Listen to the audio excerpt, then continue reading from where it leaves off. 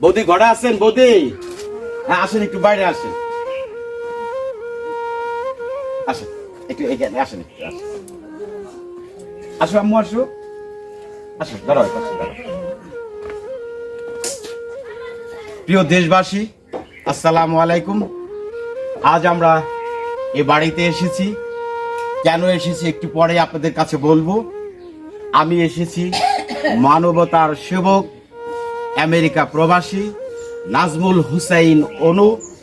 তিনি সুদূর আমেরিকায় বসে বসে এদেশের গ্রামে গঞ্জে দুস্থ অসহায় যারা জীবনযাপন করছেন, আজ বাংলাদেশের শীতের মৌসুম চলছে, কঠিন শীতে যারা শীতের কাপড় চোপড়ের রাতে যে কঠিন শীত পড়ে, অন্তত রাতে ঘুমানোর মতো যাদের কাপড় চোপড়ের সংখ্যায় কম, তাদের জন্য ছোট্ট একটি উপহার বলতে পারেন।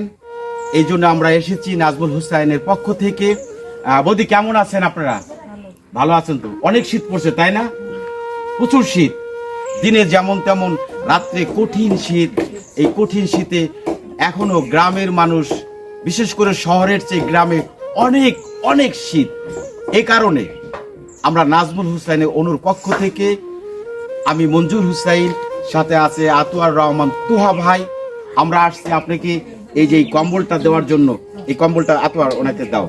সেই সাথে ধন্যবাদ, যিনি আমেরিকা বসবাস করেও বাংলাদেশের অসহায় মানুষের কথা চিন্তা করে তিনি ছোট উদ্যোগ আমি মনে করি না, আমি মনে করি অনেক বড় উদ্যোগ। কারণ হলো এই সমাজে অনেক বিত্তবান লোক আছে যারা এই ছোট জিনিসটাও দিয়ে থাকে না, কিন্তু আমাদের ভাই নাজমুল হোসেন অনু আমেরিকা থেকে সে সাধারণ দুস্থ মানুষের কথা চিন্তা করে সে যে উপহার পাঠিয়েছে, তার শ্বশুরের মাধ্যমে আমরা বানিয়াজুরি, বগুড়া সহ বিভিন্ন এলাকায় আমরা এই গিফট দিচ্ছি।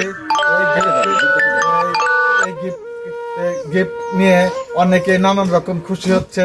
সেই সাথে আমরাও নাজমুল হোসেন অনুর মাধ্যমে দিতে পেরে আমরাও খুশি হচ্ছি।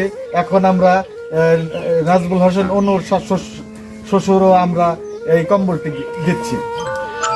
প্রিয় দেশবাসী, আপনাদের কাছে আমি আবার আহ্বান করছি, এদেশের ধনাঢ্য অর্থবিত্ত যারা আছেন, নাজমুল হুসাইন অনুর মতো আপনারা গ্রামে গঞ্জে রাস্তাঘাটে যারা অসহায় দরিদ্র নিম্নবিত্তের, তাদের পাশে এসে দাঁড়ান।